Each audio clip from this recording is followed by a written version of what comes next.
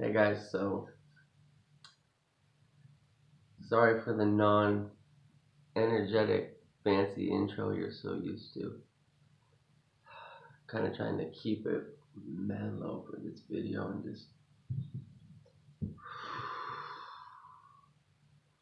So I just got done having about 45 minutes just quiet, just very peaceful. I like to do that every day for like at least 30 minutes. And it doesn't have to be all like in the same moment. It can be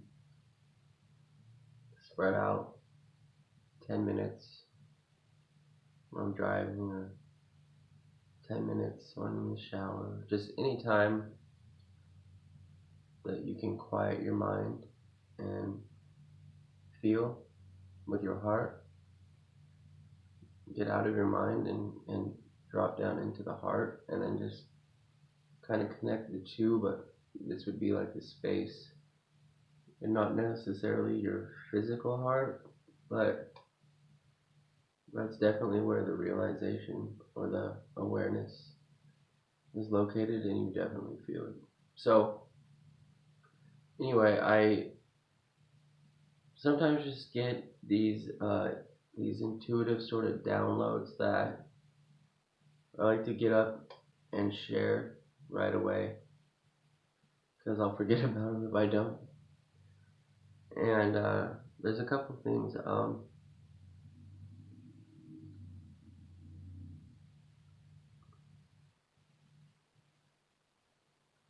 I know, like I always say, how like imagination is real. Like if you're imagining something, you are, in a sense, remote viewing another reality. You're remote viewing uh, a, a you're remote viewing a frequency or a parallel reality, and that's how you're getting that imagination, or you're getting that imagination. You're getting that image, you're getting that thought downloaded into your mind. So if you can imagine a dog somewhere, right, and you can picture that in your mind, the image of the dog might not necessarily be what it actually is in that reality, but the only symbol that we have for what that consciousness or that aspect of the dog is a dog, right? So you're just like when you're dreaming, you're very right brain, and you can't really use logic or a lot of words or a lot of measuring, a lot of like logical things. It's more just like pictures and symbols.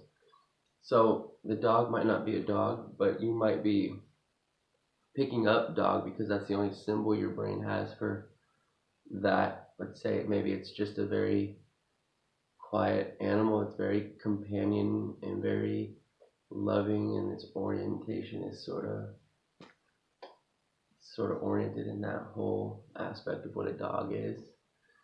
And you would just pick up dog as your brain kind of picked up that frequency. But another thing that kind of brought me to was your memory is just as valid of an imagination as anything else. So if you can go back to a big event or an event that you remember vividly, maybe a wedding, maybe a birthday, maybe a party of any sort, a reunion, whatever, just go back and remember things that happened there. And just because there's more of a it's almost like it's more productive. There's more of a production going on. There's more of like a script because it's already happened. So the imagination of it is not very lucid. It's not very malleable. It's sort of more rigid, but there's still no difference between imagining the dog that was running around at that family reunion and the dog you're imagining right now somewhere out there in a parallel reality. Are you going to tell me that the one you're imagining is more or less real than the one that you already experienced? Right? So when I say that, if you can picture yourself doing something you want to be doing something or being somewhere or experiencing something that really makes you excited, believe me when I say that there is a parallel reality, and you're picking up that symbol because there is an aspect of that that is really happening in the one infinite moment. And you are just shifting, shifting, and shifting, and shifting, and making choices and following your emotional compass. And it is bringing you or trying to bring you to that excitement. You know, if you think of your favorite flower, no, let's just cut this down quicker. If you think of a flower, which is going to be a tulip, we'll just use a yellow tulip. And we'll dig the dirt up, and we'll put the seed in there, and we'll water it, and we'll make sure it has sunlight, and we'll water it, we'll water it, we'll water it. It'll start growing.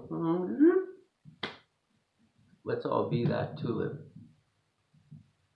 and just really imagine yourself as that flower. Dead serious. Now, tell me what you're thinking. Tell me what matters.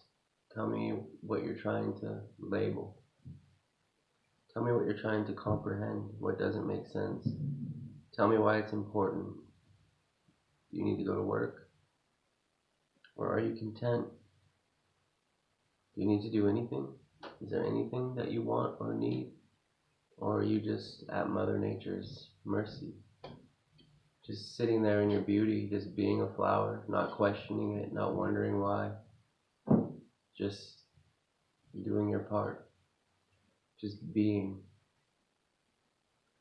Now, before you think of flower, before you think of that symbol in your head, I want you to think of what comes into your heart right before picturing that flower, right before imagining that flower.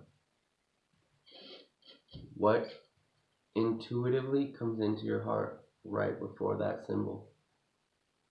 And if you can stay in that place, because remember, all the things, all the words, all the things we say are just, they're just symbols for some feeling.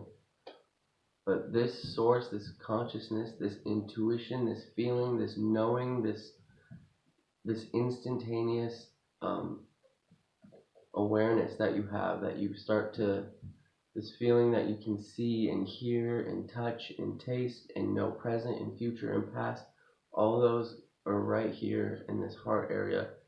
And it feels just like that space between flower. Before you see it in your head, what do you intuit first?